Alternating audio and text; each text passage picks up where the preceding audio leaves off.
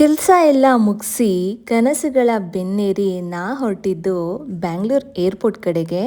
ಮನೆಯಿಂದ ಹೆಬ್ಬಾಳ, ಹೆಬ್ಬಾಳದಿಂದ ನಮ್ಮ ಬಿ ಎಮ್ ಟಿ ಸಿ, ನಮ್ಮ ಬಿ ಎಮ್ ಟಿ ಸಿಯಿಂದ ಬೆಂಗಳೂರು ಏರ್ಪೋರ್ಟ್ ಕೊನೆಗೂ ನಾನು ತಲುಪಿದೆ. ಬೆಂಗಳೂರು ಏರ್ಪೋರ್ಟಿಗೆ ಹೋಗೋ ತನಕ ಇದೊಂಥರ ಆಲ್ಮೋಸ್ಟ್ ಸೋಲೋ ಜರ್ನಿನೇ ಆಗಿತ್ತು.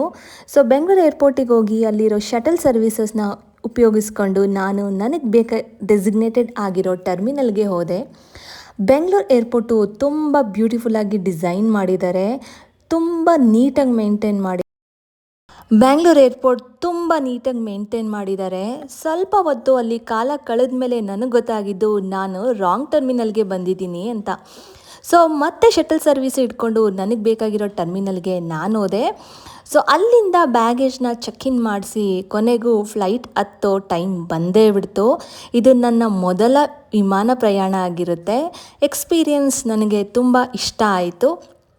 ಸೊ ನಮ್ಮ ಪಕ್ಕದಲ್ಲಿ ವಿಂಡೋ ಸೀಟ್ ಬುಕ್ ಮಾಡಿರೋರು ಇನ್ನೂ ಬಂದಿರಲಿಲ್ಲ. ಅವ್ರು ಬರೋ ಅಷ್ಟೊತ್ತಿಗೆ ನಮಗೆ ಬೇಕಾಗಿರೋ ಫೋಟೋಸ್, ವಿಡಿಯೋಸ್ ಎಲ್ಲ ತಗೊಂಡ್ವಿ. ಸೊ ಈಗ ನೋಡಿ ವಿಮಾನ ಡೆಲ್ಲಿ ಕಡೆಗೆ ಶುರು ಆಗೇ ಬಿಡ್ತು. ವಿಮಾನದಿಂದ ನೋಡೋದಕ್ಕೆ ತುಂಬ ಸುಂದರವಾಗಿ ಕಾಣಿಸುತ್ತೆ. ಕೊನೆಗೂ ನಾವು ಮಧ್ಯರಾತ್ರಿ ನವದೆಹಲಿ ಏರ್ಪೋರ್ಟ್ನ ತಲುಪೇ ಬಿಟ್ವಿ.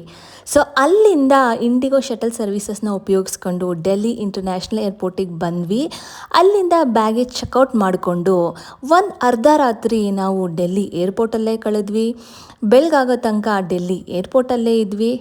ನೋಡಿ, ಇದು ಸರಿ ಮಧ್ಯರಾತ್ರಿ ಡೆಲ್ಲಿ ಏರ್ಪೋರ್ಟಲ್ಲಿ ಯಾರೂ ಇಲ್ಲ, ತುಂಬ ಖಾಲಿ ಹೊಡಿತಾ ಇದೆ. ಸೊ ಇದ್ದವರೆಲ್ಲ ಆಲ್ಮೋಸ್ಟ್ ಮಲಗಿಬಿಟ್ಟಿದ್ರು, ಬೆಳಗಾಗೋದಕ್ಕೆ ಕಾಯ್ತಿದ್ರು.